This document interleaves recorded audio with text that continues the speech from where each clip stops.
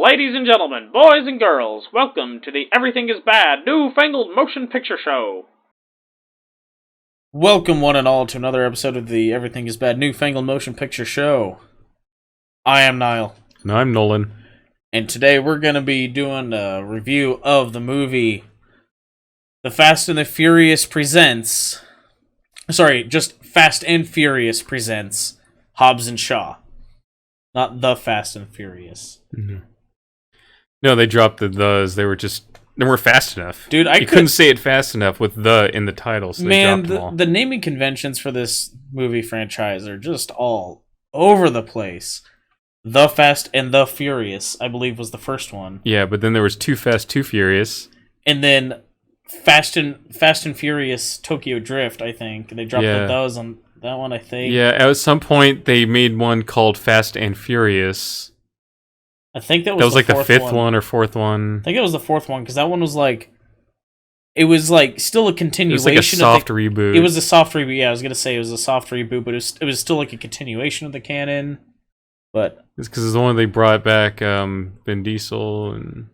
Yeah, well, they brought him back at the end of Tokyo Drift. 3 Fast, 3 Furious. 3 Fast, 3... Yeah. So... We're gonna be doing our normal thing where we do a spoiler-free review, and then give you a spoiler warning and get more in depth into it after that. Not that there's a whole lot to spoil, because I think they pretty much say everything about the story in the trailers. Spoilers are some cameos, though. Yeah. We'll get into that. Although I watched some reviews on this, people kept referring to one person as a cameo, and I was like, that's not a cameo, that's just a really well-known person as a bit part.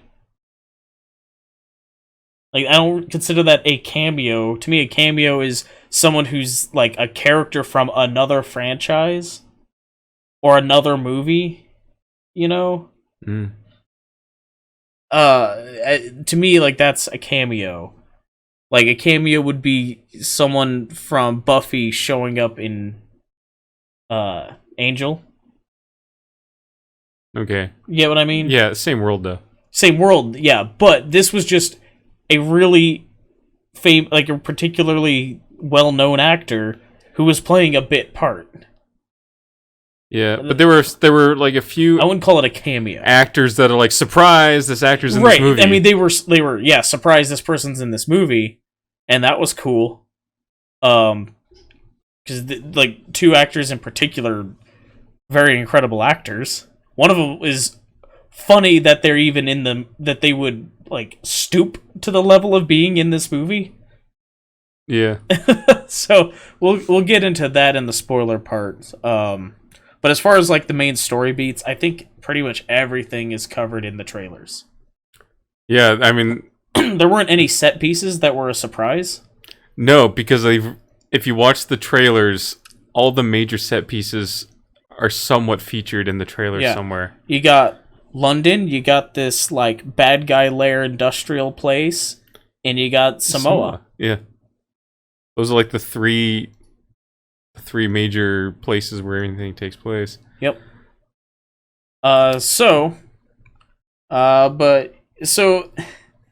First thing I'm going to say about this movie is, by any technical meaning, like, it's not a good movie, but it is a fun movie in a very dumb kind of way. And it knows what it is. I wasn't bored watching it. No. But it's...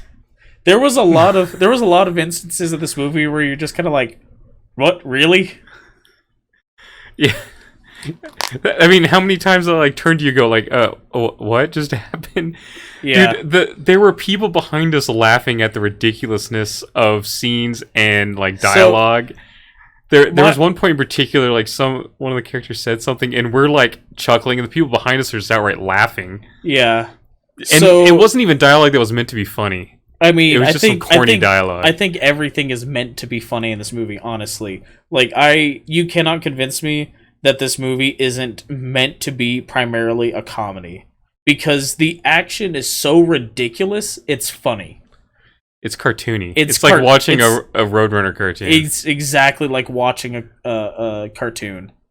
You know, it's very much feels like a 90s action movie with a 2000s budget. And it's just so absurd. But you know that going into it. I mean, how can you not? Right? And the movie, so there's a phrase that I've coined, and I wanna try to get. You want to spread it. I want to spread it, and it's a phrase that I've been using since we first saw Starship Troopers 3 Marauder back in, what year was that? No idea. I'm gonna look up what year that was in. So the phrase that I'm referring to is shovel scene.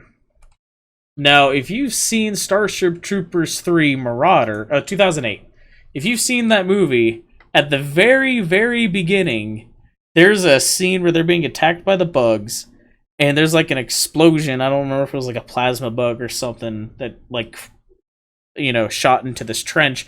And this shovel, this entrenching tool, flies through the air, spade first, and pierces a dude through the chest, pinning him to the wall of this trench. And Colonel Rico, Johnny Rico, comes walking through the smoke, points at that shovel and says, "Someone pick that shovel up and get digging," or something like that. And or he says to a guy lying on the ground who's taking cover, like, "Are you injured?" "No, sir." "Then pick up that shovel and start digging." Yeah, so that establishes the ridiculousness of the rest of the movie. Right, and so whenever there's something right at the beginning of a movie that establishes the ridiculousness to follow, I refer to that as a shovel scene. And this movie has a shovel scene right at the beginning that just you see it happen and you go, okay, I know what to expect for the rest of this movie. And I think it pretty well. Well, it kind of reminds me when they were making Raiders of the Lost Ark, and the audio guy, he wanted to know, like, well, what do we, you know, how far can I take the sound effects? And he asked Spielberg, like, what's the movie like? And Spielberg says, well, his hat never falls off. Now I know that I can use a cannon sound effect for a handgun. Yeah. Because it's just that level of pulpy ridiculousness. Right. Yeah, this movie has a shovel scene, and I will always rate a movie higher, something that could be a bad movie. I will always rate it higher if it has a shovel scene. Because then it knows. Because then it's self-aware. It's self-aware. It knows, and you know that all the bad stuff to follow is on purpose. So this movie is very much that. I mean, it's so weird to me. So, to be clear here, to be completely transparent about this, we're not big fans of the Fast and the Furious franchise. I saw the first 3 movies when I was in high school in my driver's ed class. So those are the only 3 that were out at the time, 1, 2, and Tokyo Drift. And then we saw 7 just because of all the hype and hoopla around that because of what's his name? The actor who died. Oh yeah. Now we're gonna get torn up on the line because I can't remember the actor's name. Yeah. But yeah, Paul Walker. Yeah, Paul Walker. Anyway, but yeah, I had only seen the only ones I had seen all the way through because I'd seen bits and pieces of them, like when they were on TV and stuff. But never all the way through. The only one I'd seen all the way through was Tokyo Drift, and then 7. Yeah. So of the original 3, Tokyo Drift is the best story. Like just from the story perspective, it's the best. Which is saying something. Anyway, so but yeah, so just letting you know, we're not like huge fans of the series. Fate of the Furious looked freaking terrible, so I didn't go see it. But yeah, so I mean, going into this, you don't really need to be fully versed in the universe. No. I mean, they touch on the backgrounds of these 2 characters enough to know that why they dislike each other. Right. And And that's all you need to know going forward, really. Yep. And so yeah, if you're not a Fast and Furious fan, don't worry. You can still watch this movie and not be lost. Right. So this movie, it does a really good job of like continuously one-upping its action sequences. And there were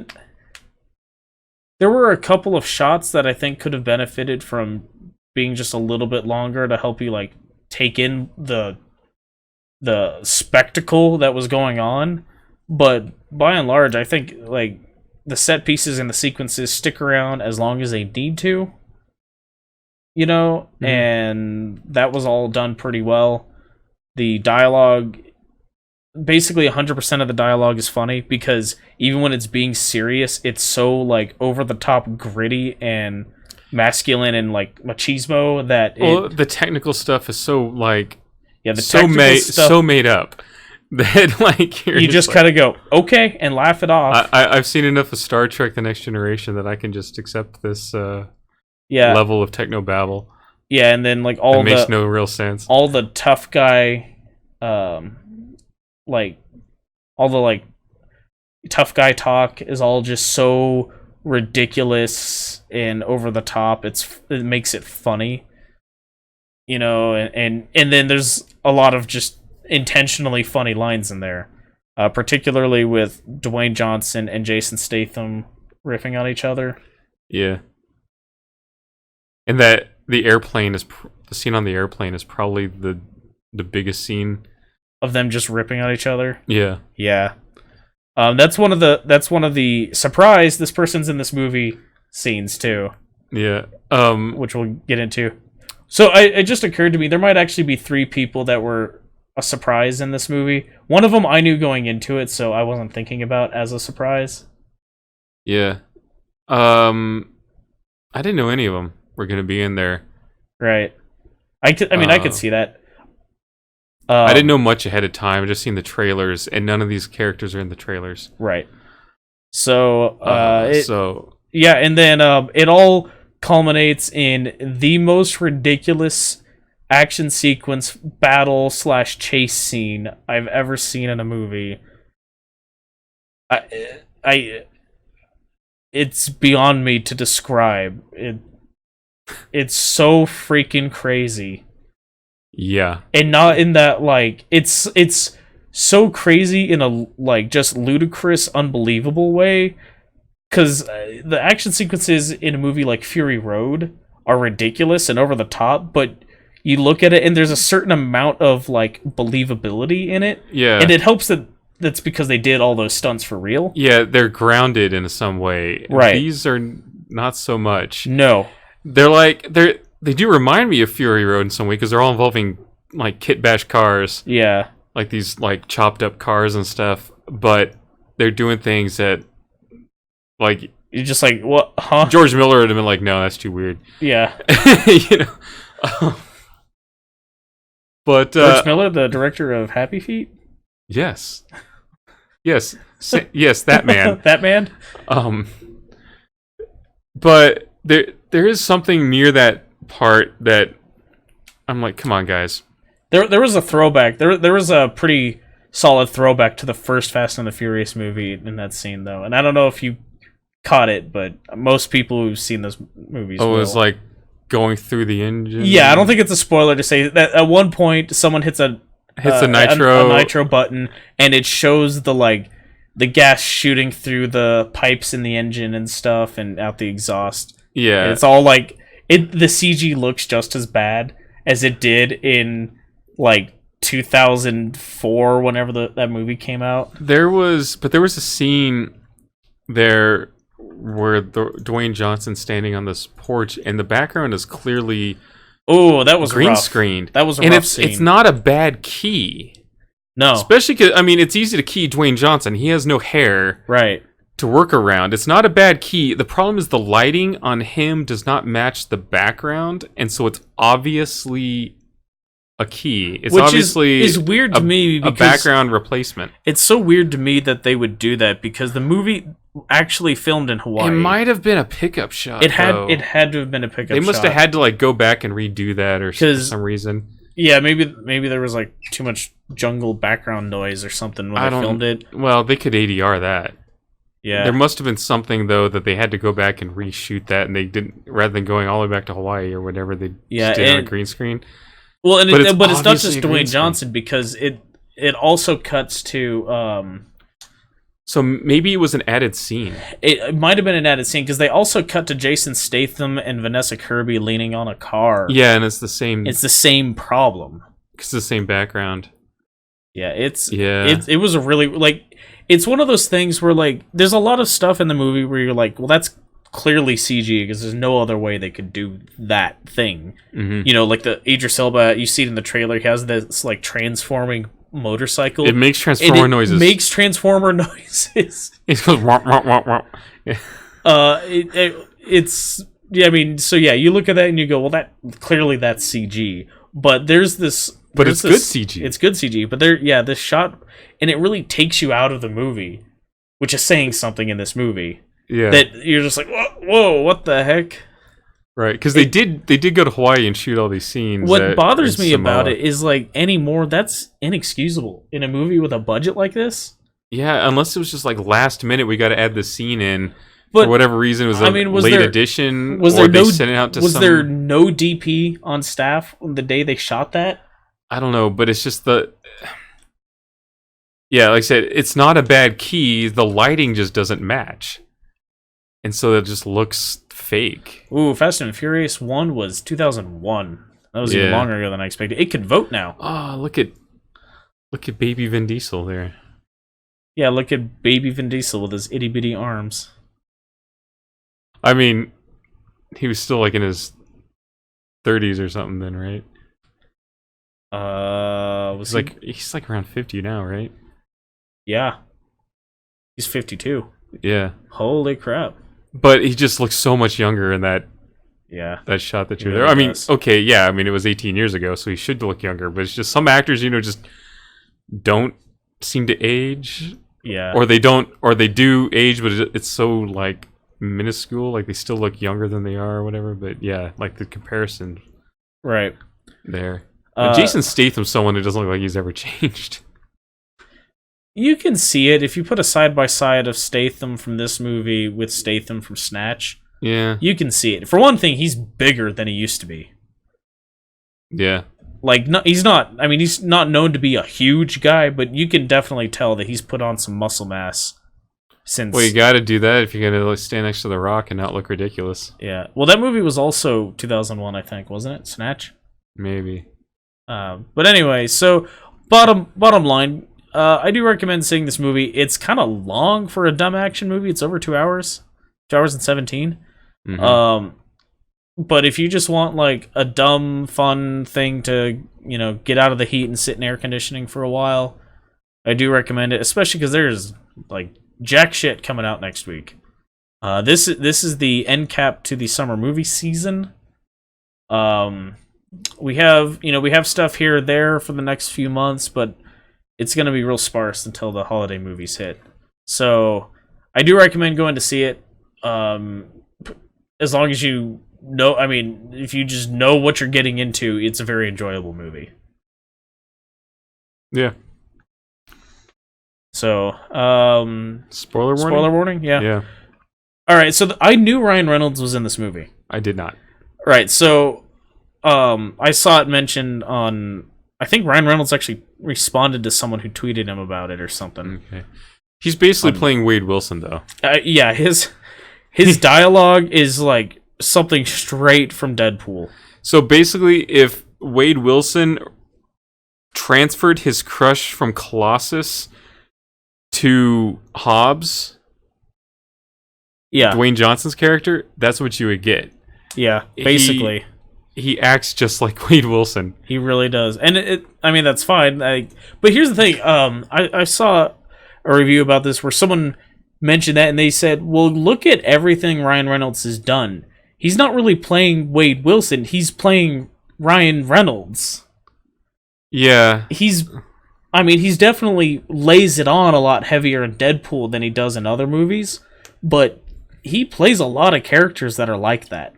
Every once in a while, he does a more serious character. He was in that movie, The Woman in Gold, where they're trying to get back that portrait stolen by the Nazis. Oh yeah, he played the lawyer in that.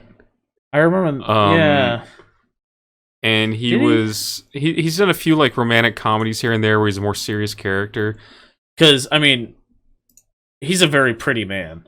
Sure, he's beautiful man. Beautiful man.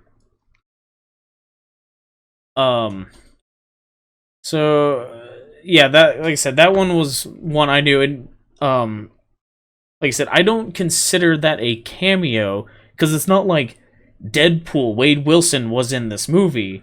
It was just Ryan Reynolds playing this funny character, but hamming it up the way he does when he's playing Deadpool. It might have been The Lady in Gold. Lady in Gold? Yeah, I was trying to look up that movie. That says Katie. Yeah, that's not Lady at all. There we go. It was a something in gold. I know. Yeah, that. it was definitely something in gold. Anyway, so like it I was said, Woman in Gold, right there at the top. Woman. Oh, I was looking for The Woman in Gold. That's why. Yeah, and that was Helen Mirren in that, right? Yep. Who was the second person in this I didn't know was going to be in it. And she plays Shaw's mother. I don't know if she's been in any previous one or not. Yeah, I couldn't tell you. I mean, I can tell you because I have IMDb open here. Yeah. Which anyone who uses anything other than IMDb to get information about actors and what they've been in, shame on you. Yeah, I feel like though she's playing the same character she does in Red. Yeah, very much so. And then yeah, she's in jail and like really playing it off as nothing that that she's in there, that like really imply that like they imply that she's made a like bunch of escape attempts while in jail. And kind of let them catch her. And kind of let them catch her. She doesn't really care. And yeah, it definitely feels like her character from Red. And so the third character that was a surprise, when they're on the airplane and they're arguing back and forth, the guy in front of, sitting in the seat in front of him, is Kevin Hart, and he turns around and is like, "Would you two shut up?" And like, "Oh great, you upset the air marshal." The air marshal. How'd you know I was an air marshal? Yeah. Yeah, they that whole interaction was really funny. Actually, that was they lay out like the obvious way they can tell he's an air marshal, but he lays out the obvious way he can tell that like The Rock is like an American agent, and then like Jason Statham's like a British spy or whatever. Like he can like he does the same thing back at them. Yeah. But that whole sequence was really funny. I mean, I really like Kevin Hart. I think he's a very funny actor, and it was one of these things where like the scene was already funny because the two of them are just ripping each other bad in this scene, and then Kevin Hart turns around and you're like, oh, now Kevin Hart's here. Yeah. So, but like one line that got me laughing was Dwayne Johnson says to Jason Statham, is like, the only thing, because he's like, they're threatening to like beat each other up or whatever. He's like, the only thing stopping you is opportunity in air. Now the air's gone. Yeah. I gotta wonder how much of that was ad-libbed. I don't know. Because if none of that was ad-libbed, it was very well written because it felt like very natural back and forth with the. My understanding from what I've heard is The Rock is a natural at like that insult dialogue back and forth, and it comes from his wrestling days. Oh yeah, I'm sure that really helps because I mean that's all wrestling. Wrestling is a bunch of that, and then grabbing sweaty dudes, right? So, and the people kept referring to those appearances by those three actors as cameos. I'm like, they're not really cameos. Yeah, that's what people understand a cameo to be, but a cameo is more like in 21 Jump Street when Johnny Depp showed up as his character from the TV show. Right. So they're but Or yeah, like- they're more like they're like, hey, let's stick this or like surprise if you- character in. Yeah, like if you look real close, supposedly you can see the ghost in the Battle of Scarif in Rogue One. Like that's a cameo because that's like something, in world or whatever related to this thing, but isn't like it's in a thing that's not about that thing. Yeah, or a lot of the time in remakes or reboots of movies or film adaptations of shows, they'll find a bit role for one of the actors from the original version, Right. and they'll stick them in there. Those are cameos. Yeah, those are cameos. These are just surprise characters. Did they get David Hasselhoff for the Baywatch? I don't remember if they did or not. Movie? I don't remember if they did or not. I don't think so. Because that would have been appropriate. Like that would have been an appropriate. Or Pamela Anderson or something. Yeah. So that one. That's a movie we reviewed, by the way. You should go check it out if you haven't. Yeah. So anyway, I think it's an underappreciated movie. I believe it is, but that's another. That also had The Rock in it, right? Yeah. Yeah. So, like I said, I don't consider these as cameos. But they were definitely like, surprise, this person's in this movie. Yeah. So, yeah, I mean, the ridiculous thing at the end on Samoa. So they're trying to, the MacGuffin is this programmable virus, which, okay, whatever. The bad guy. Not even gonna get into that. Bad guy wants to use it to. He's played by Idris Elba, who's working for some techno cult. They called it. Yeah, it's like some Illuminati organization. Anyway, they want to wipe out all the weak people in the world, right? Because not enough resource. Like they be like for very Thanos reasons, except where Thanos was half of the population randomly. Yeah, these guys are gonna pick who it is. Right. So because they can program the virus to specific DNA. Right. So they could like go, wipe out everyone with a particular genetic defect or whatever. Yeah. It's like some serious hardcore eugenics. So they're trying to escape from Idris Elba, they're trying to, or was it? So Idris Elba gets the girl on the helicopter. She has the virus. Yeah. And so they're running through this dialysis machine to take the virus out of her, though. Right. And so the helicopter takes off, and they go driving off after the helicopter with this hot rod tow truck. And I don't mean a tow truck that tows hot rods. I mean a tow truck that has been hot rodded. And they hook the helicopter with the chain on the tow truck, and they're driving along, and the helicopter starts to lift up, which means starting to pick up the back end of the tow truck, and then another truck drives out of the jungle, and it's got like a close up of The Rock's brother, and he's like, woo! And like he comes along, and there's a dude on the back of that truck who you see the shot in the trailer, who throws both hooks overhand on this chain and hooks them perfectly onto the axle of the first tow truck. And then the helicopter starts lifting. And mind you, this is a Black Hawk, which I'm pretty confident would have a hard time trying to sling the one truck were it properly slung under the thing with a cargo strap, but is in fact hooked around one of the pod wings on one side of the thing. So whatever. This franchise just apparently can't figure out.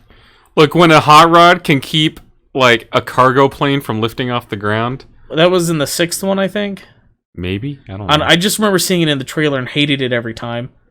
Because I was like, there's no way that cargo airplane with its turboprop engines would not lift this car that is hooked to the damn thing. Also, it's a sports car designed to be as light as possible. Right. However... And then this is a tow truck designed to be really heavy. Yeah. Because it's a tow truck, it needs to be heavy. So, and then a third truck comes driving out of the jungle and does the same thing, close up of the guy driving, and woo, you know, and he's got like some like, was it him or the guy after it has like these hooks that was pop the up? last guy. So but this guy, I forget how he hooked, or he just like, I don't know, dropped the chain or something and hooked the one. But the last guy comes and he's got these hooks that pop up from under the rear bumper that like something straight out of like Speed Racer, man. And so they're driving along with the helicopter lifting 3 trucks and the back end of the 4th truck, and I'm just like, a Blackhawk can't do that. Good thing this 4th truck was front wheel drive too. Yeah, because it managed to like steer off. Yeah, and they're like, I think they have a shot of it in the trailer. Yeah, they do. Of this happening, and there's this one part where I was about to be like, this has gone too far. Where the chain, the winch on the first tow truck that The Rock and Jason Statham are on, like the winch lets go of the chain, and The Rock grabs it, and he's holding onto the tow truck and the chain, and he's being all Captain America in Winter Soldier about this. Civil War. Civil War about this, and like, I was like, oh, come on, and then, but he very quickly recovers it back onto the winch and uses the winch to crank the, like, they actually like break the front truck breaks so it gives slack in the chain so The Rock can put it on the winch, and I was like, oh, okay, all right, like, I could deal with it if it's a superhero pulling on a helicopter. Yeah. But I mean, look at those muscles. They are bigger than Captain America's muscles. Right. But Captain America has like superhero muscles. So. Right. So anyway, they yeah, that was just such a ridiculous action sequence. I mean, so much more than the rest of this movie. And it was like everything on Samoa was so like cheesy and over the top. Mm-hmm. All about the family. Yeah, and that's great because the whole franchise is like all about your family, and you know, your family isn't necessarily your blood relative, but who you choose is your family. And but this is about is about the blood relative family of The Rock, right? Of Hobbs. Of Hobbs. Yeah, this is about like literal family. So you know, like they use the Samoan word for brother about 47,000 times in the last act of this movie. Yeah. And there's a mother character it's like who's Uso or something like that. Yeah, there's a mother character who's a cultural stereotype for good measure. And then and then like the guys do this, like all the dudes like get out front and do this haka, and they're like, it's just an excuse to like have them like they have this real contrived way of like, oh, we don't have any guns, we'll hack the enemy's guns, which isn't as ridiculous as it sounds. Because the enemy's guns can only work if you're wearing a glove that sends a signal to the gun. Right, kind of like in Metal Gear Solid 4. How like only the people who are supposed to be or Judge Dredd. Only the people who are supposed to use the gun can use it. So they hack into the system to disable the signal. Right. But they just have to reboot the system to get it working. So they only have a few minutes to do this. It's just like a real contrived way to make it so that you can have you can have The Rock and a bunch of Samoans using like obsidian daggers and like shark tooth clubs on these soldier types, these goons. Yeah. They're pretty goonish too. There's some serious like movie goons. Yeah, they are. Top quality movie goons. Yeah, they must have called like an agency that just does goons. I mean, these guys are goons straight out of grunts. These guys are goons straight out of Central Casting. So But anyway, I think we've already talked a lot longer about this movie than I ever would have thought possible. Yeah. So, oh man, like I said, just not really a good movie, but a fun movie, and especially if you just know going into it what you're in store for. So our next movie, we skip next week. There's nothing coming out next week that, well, we might see Peanut Butter Falcon. Oh, is that next week? That's next week. That's some real Oscar baity movie right there. Yeah. It's short, so maybe it's only 93 minutes. But the next movie we're for sure going to see is in 2 weeks. It's Blinded by the Light.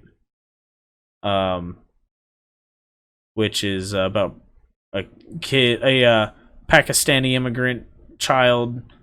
I think he might be second generation Pakistani or something. Yeah. In England, who's like going through some identity crisis stuff, and discovers the music of Bruce Springsteen. Right. So, but the movie's getting really pretty good reviews so far. It's a pretty high score on a Metascore on IMDb. It looks good, especially if you're into that era of music, which we are. Nolan more than me, but and then next we're gonna see the weekend after that we're gonna see Ready or Not, which just looks ridiculous. It's short enough; it shouldn't be too offensive. Yeah, it looks fun though. Yeah. And then definitely not seeing Playmobil. No. Yeah, it really starts to dry out because we're not gonna see it. Is it me or is there a lot of racing movies coming out in the next 6 months? Rambo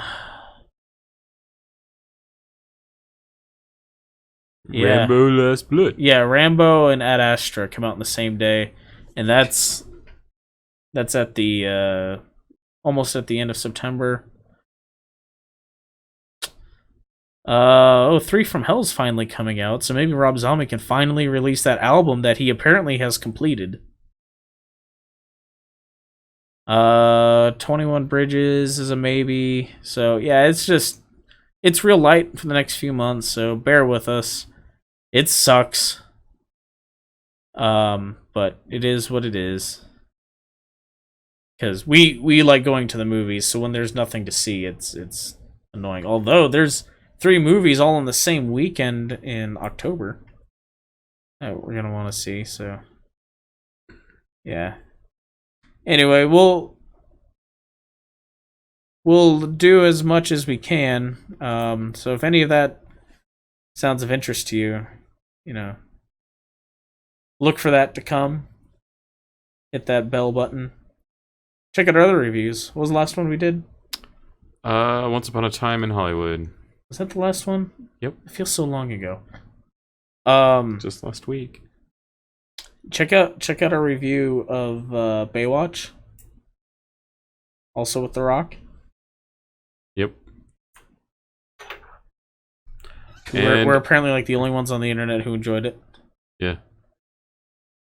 You also check out our Jumanji review if you just like The Rock. And definitely gonna see that when it comes out. The new Jumanji movie? Hell yeah. Dude, yeah. I really enjoyed that first one.